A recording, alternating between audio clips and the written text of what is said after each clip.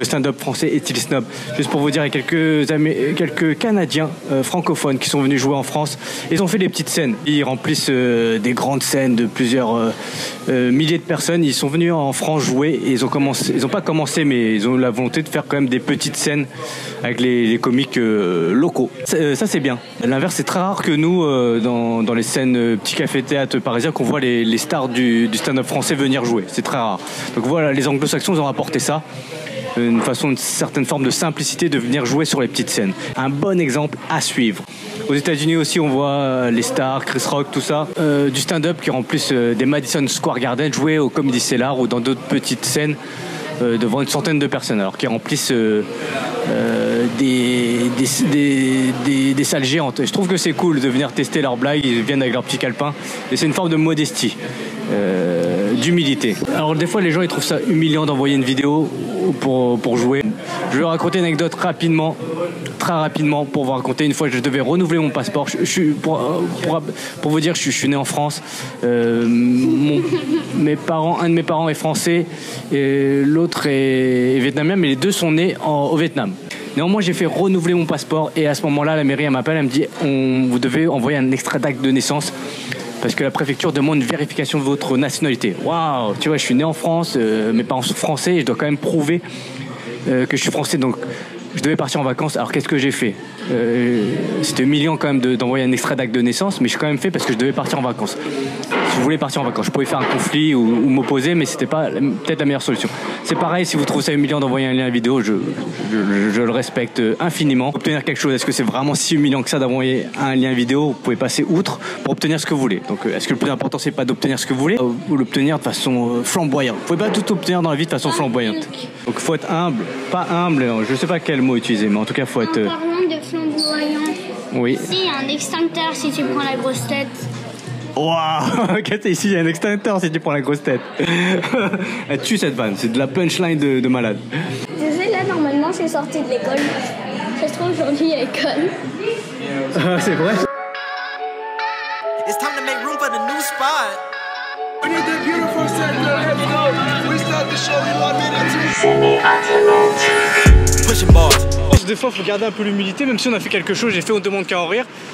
L'émission il y a quelques années vraiment maintenant, et tous ceux qui étaient les pensionnaires, c'est-à-dire ceux qui étaient là depuis longtemps, bah, ils étaient super gentils. Par exemple, j'avais demandé à Florent Père qui était mon parrain, c'est-à-dire que des fois quand on perdait, moi j'ai beaucoup perdu, et il y avait un parrain qui nous aidait à perdre plus vite, non, qui nous aidait à nous améliorer pour le prochain passage. Il y avait Florent Père qui jouait, à l'époque il jouait à l'Européen, il avait vraiment fait des très nombreux passages à On demande qu'à en rire, ça marchait très bien pour lui. Et il a été vraiment adorable avec moi. J'ai une amie qui faisait son spectacle, sa première, et elle était fan de lui. Je crois elle est amoureuse de lui. Elle était fan de lui, donc je lui ai demandé gentiment de faire une vidéo d'encouragement pour cette comédienne qui allait faire sa première. Et il l'a fait très gentiment. Donc c'est bien d'être gentil. Que l'humour c'est très dur, c'est qu'il y a, même s'il y a des stars, t'es jamais sûr que tu vas réussir. Si on était un corps de l'armée, les humoristes, on serait les fantassins. On est vraiment en première ligne, on se bat à main nue, des petites baïonnettes, des petites blagounettes. On n'est jamais sûr de rien, on ne peut pas être sûr qu'on va cartonner, donc il faut être humble. Avant, il y avait une scène ouverte qui s'appelait le Changeman Comedy Club, et au-dessus de l'entrée, de la devanture de l'entrée, il y avait une phrase, je ne me rappelle plus de la phrase exacte, mais on va dire, de mémoire, c'était n'oublie pas d'où tu viens. Et c'est vrai, il faut se rappeler d'où on vient. On démarre, et il y a des gens qui nous ont donné notre chance, nous aider à faire des premières parties, faire quelques scènes ouvertes sans nous connaître. Il ne faut pas oublier d'où on vient. Je trouve que c'est important. J'ai fait aussi les Open du Rire au Grand Point Virgule, et il y avait Arnaud Ducret et Rachid Badouri dans les coulisses qui jouaient aussi sur scène. Et ce qui m'a frappé chez eux, c'est qu'ils étaient très gentils, très avenants. Ils venaient vers chaque humoriste, parler, prendre des nouvelles, savoir s'intéresser aux gens. Et je trouve que c'est une belle preuve d'humilité. Alors, vous allez dans les scènes américaines, les scènes ouvertes américaines, tout le monde peut jouer, tout le monde a sa chance de jouer au moins une fois.